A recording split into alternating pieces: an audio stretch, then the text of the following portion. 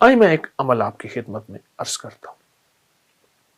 ایسا کریں کبھی نا پورے رمضان میں، آج کے اس دن میں، اس میں کوئی تنہائی کا لمحہ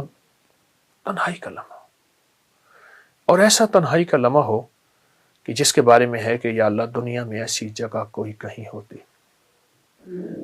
اکیلے بیٹھے رہتے یاد تیری دل نشیں ہوتی.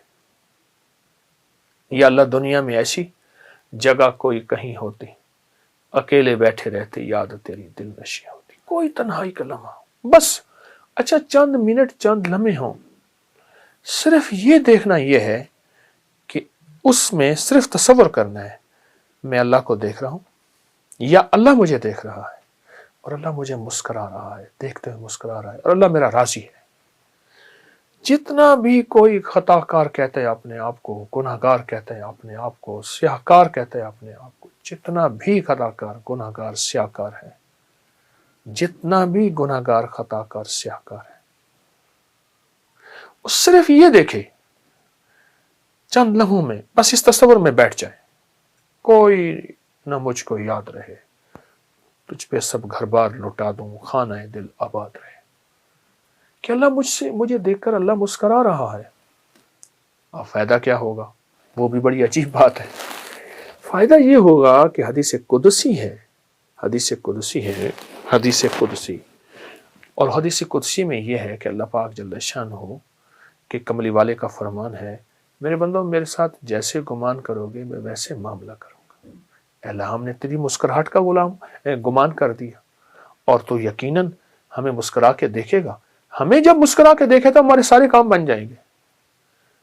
مجھے ایک صاحب کہنے لگے، وہ وہاں سعودی عرب میں تھے، تو کہنے لگے میں وظیفے پڑھتا گیا اپنے کفیل کے پاس کہ میرا پاسپورٹ واپس کر دے گا، میں نے چھٹی پہ جانا ہے، میں کیا ہوگا کیسے ہوگا. تو اپنے دوستوں میں بیٹھا تھا، تو میں ایسے گیا نا، میں سلام کیا تو اس نے ایسے مجھے دیکھا، ایسے دیکھ کر مسکرا پڑا. میں نے کہا بس مسکرایا، میرا کام بن گیا. کہنے لگے کیسے آئے؟ میں نے کہا جی یہ کام ہے. اس نے اپنے جو ہے خادم کو بلایا، اس نے کہا جو یہ کہتا کر دے. کہا کہ اس کی جو مسکراہٹ تھی، اس مسکراہٹ نے مجھے امید دی کہ میرے کام بن گئے، میرے مسئلے حل ہو گئے، میری مشکلیں دور ہو گئی اور میری ناکامیاں ختم ہو گئی. چند لمحے اپنے دفتر میں، اپنے کہیں جگہ کہاں بیٹھے ہیں، بس اس کیفیت کے ساتھ میرا اللہ مسکرا کے مجھے دیکھ رہا ہے. جب اللہ مسکرا کے مجھے دیکھے گا، اس پہ جو اللہ کی رحمت اور نظر آئے گی، اس پہ جو اللہ کی عطا اور شفقت آئے گی، اور اس پہ اس کی شان کریمی آئے گی.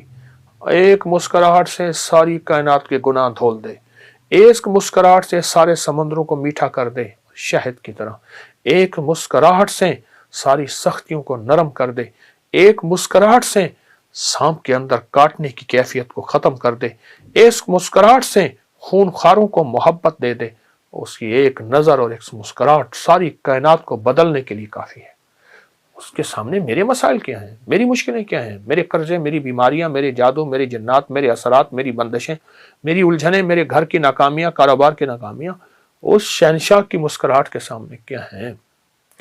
ایک تحفہ بھی ساتھ دوں گا، جو بندہ عصر کی نماز کے بعد سانس روک کے یا رحمان پڑھے گا، بس جس سانس میں جتنا پڑھ لیں، 7 9 11 بار پڑھ لیں تو اچھی بات ہے.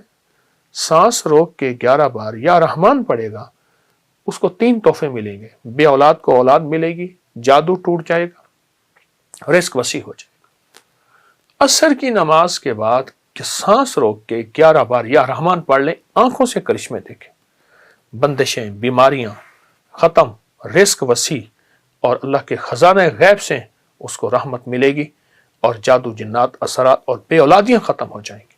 تو انشاءاللہ اس عمل کو آپ ضرور کریں گے، اس سے بہت فائدہ ہوگا.